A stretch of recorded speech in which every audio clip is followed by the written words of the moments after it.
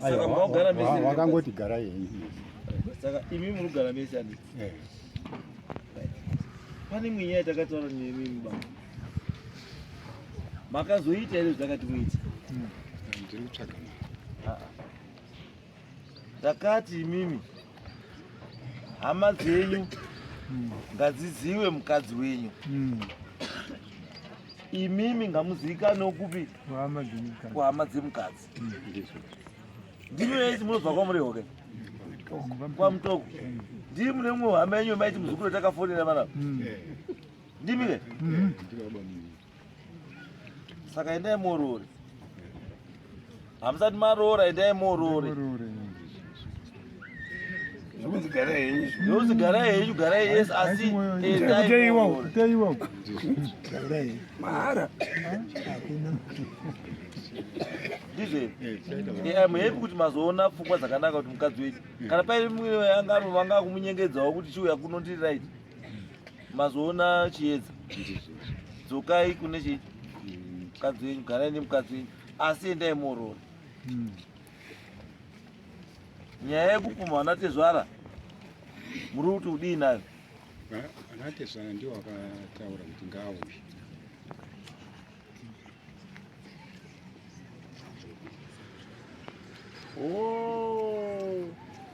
Chimwe chandazofunga manje kuti chadzosa murume wemachiziva here. Handakanganwa here. Chadzosa murume wemachikanga machitondera here. Wanhu wanga uri panapa. Wanhu wanga uri panapa tokanganwa.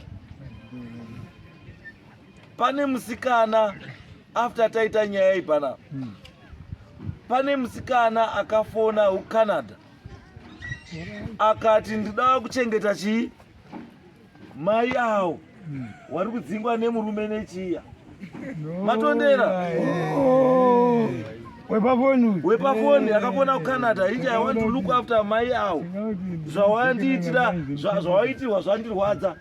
I'm just imagining kuti dai zvaitwa kuna mai wangu ndarwadziwa. I'm going to look after that mukadzi ngaandipe phone number nechii. Ndo zvadzosa bambo ava. Bambo rudo hamuna ba. Mune makara mari.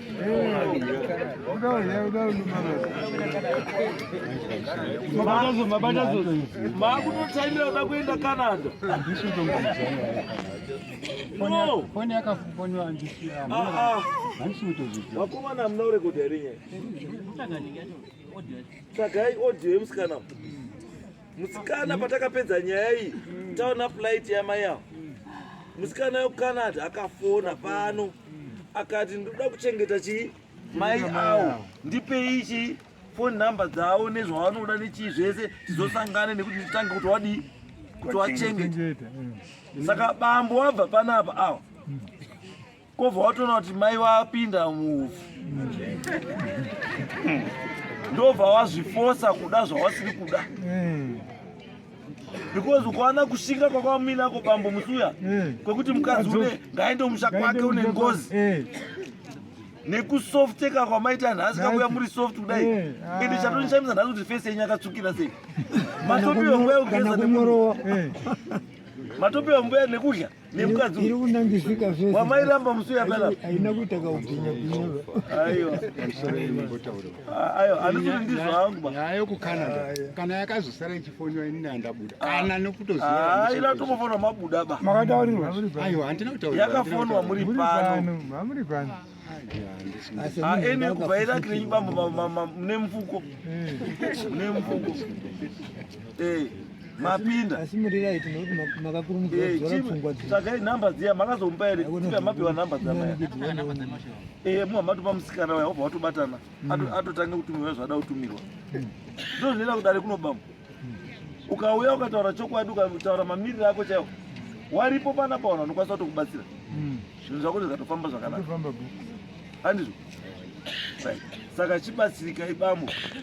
Tigara nemukadzi wenyu. Kutizisa munin'ina wangu iyi ndakaenda futi kudare kwamambo kwaMutetwa ndikati mari yakandisiyira ndaigara nemunin'ina wangu adzingirirwa ngehanzvadzi pamba akatiza asina kupfeka akauya pamba pangu ndikaputambira nemwana wake ari grade 7 6 Mwana yeyuyu ndinorwadziwa nekuparara kwake nemhiko dzakataura babawo. Nhasi uri kuti kwazi ndiri kuda kumuchengeta, kunyepera denga, kunyepera dare ramambo Mutaza. Seiko?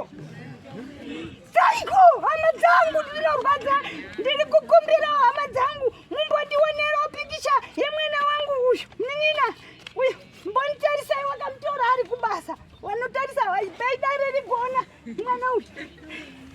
Ipai dare rigona mwana wake wakafa uyu. Hama dzangu, hai hai hai, musarwadzisa kudara nakani.